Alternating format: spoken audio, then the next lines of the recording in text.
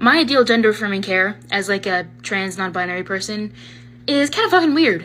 And the thing is that I love it. And I would love to get a single mastectomy. Yes, I want one boob. I want one boob and one no boob. And then I want to like wear some like strange clothes that I made myself that'll like cover the boob part and then just let my other non-boob out in the open. So people will just look at me like... I don't want to take testosterone, but not for my whole life. I want to take it for a couple years, get the permanent effects, and then go off with it. And maybe I might decide to go back on it later, but it's kind of just gonna be like a fluid thing. But I also want to have a kid. Wouldn't it be so cool to be a trans guy who just has a kid? Like, fuck you, you know? Like, and the thing is that I have done a lot of work of degendering my body, like looking at myself in the mirror and being like, this body is not a girl body.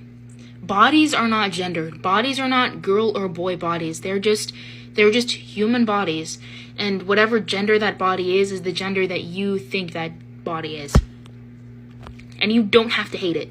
You can say it's not for me, but you don't have to hate your body to be trans. And when I was younger, I thought I had to hate my body to be trans.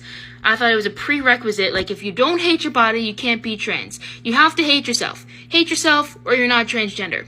Which is such a flawed way of looking at it. Transgender people shouldn't have to hate themselves to be trans.